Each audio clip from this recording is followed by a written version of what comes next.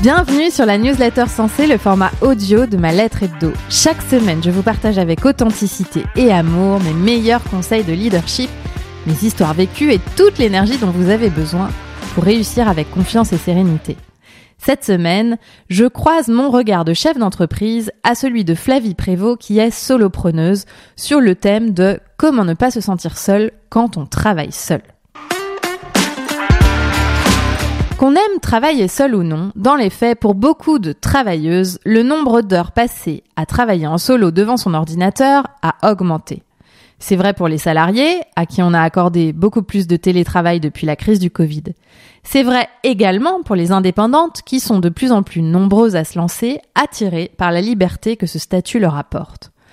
Le fait est qu'aujourd'hui, on peut tout faire à distance. Démarrer une collaboration, trouver un prestataire, travailler sur un projet, échanger, enregistrer, poster et même créer des liens. Mais le risque est que tout cela se fasse au détriment de la vraie connexion humaine. Mon intime conviction est qu'il y a un revers à cette liberté. Le sentiment de solitude s'est amplifié et peut même devenir un frein puissant à l'épanouissement professionnel.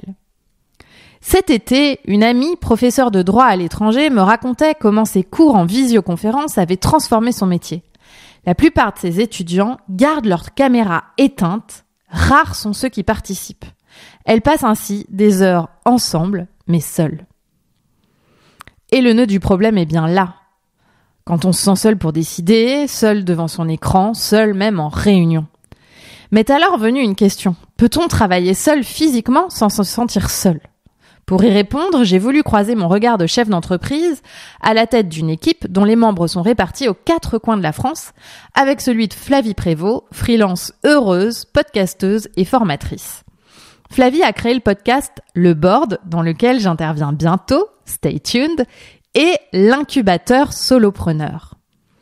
Ensemble, nous nous sommes posés ces 2 questions fondamentales pour y répondre, en croisant nos visions complémentaires sur le mode de la conversation.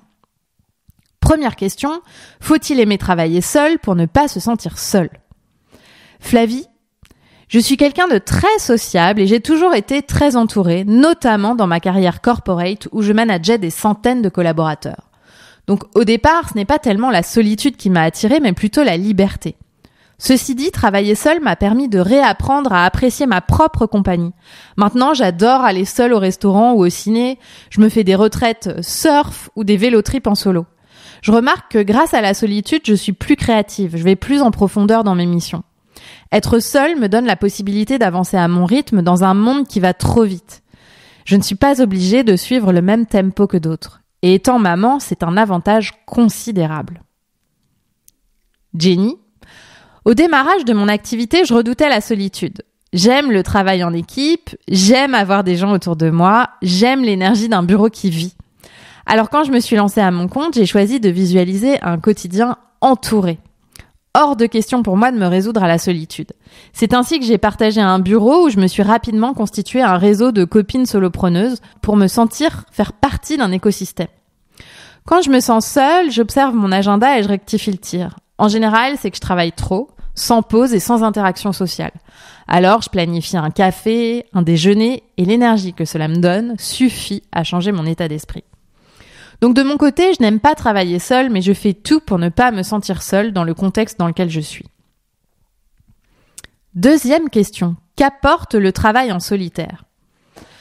De mon point de vue, accepter de travailler seule m'a offert la liberté de créer une entreprise à mon image, sans m'imposer de contraintes inutiles. Par exemple, je peux décider de m'entourer de personnes choisies pour leur talent et leur énergie, quel que soit l'endroit où elles vivent.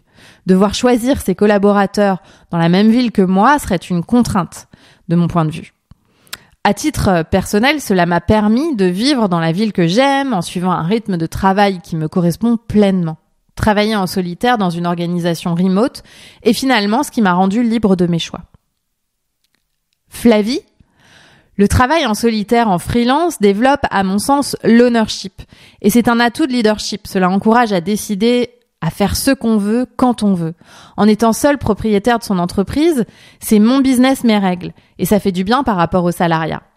J'aime beaucoup aussi le type de relation que cela permet. En étant freelance ou solopreneur, on n'est plus manager ou manager, mais business partner. Cette posture plus horizontale est pour moi très agréable. En bref, voici nos meilleurs conseils pour travailler seul sans se sentir seul.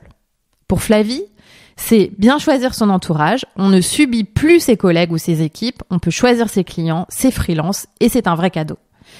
Avoir un média, comme par exemple un podcast ou une newsletter d'interview, est une excellente façon de rencontrer du monde de façon qualitative. Solopreneur ne veut pas dire seul, il existe plein de façons de s'entourer. Les freelances pour se faire aider, les pairs pour faire du troc de compétences ou du soutien émotionnel, les communautés plus nichées et affinitaires que les clubs d'affaires, et prendre de l'aide à la maison. C'est un peu l'équipe invisible du solopreneur. Et même les agents IA pour ne pas s'épuiser, même si c'est plutôt un conseil de productivité. Les conseils de Jenny, travailler en réseau et en collectif. Ce n'est pas parce qu'on est seul qu'on n'est pas entouré. Je fais partie d'un collectif d'entrepreneurs qui s'entraident. C'est tout simplement une autre façon de travailler en lien avec les autres.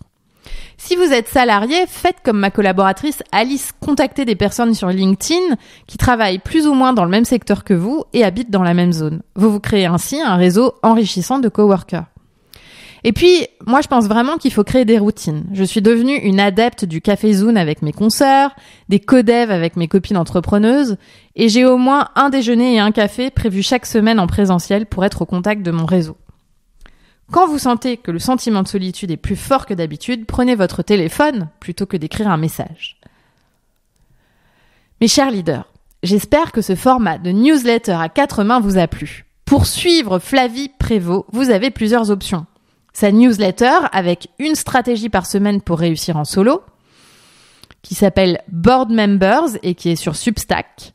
Son podcast, Le Board, à écouter sur toutes les plateformes d'écoute.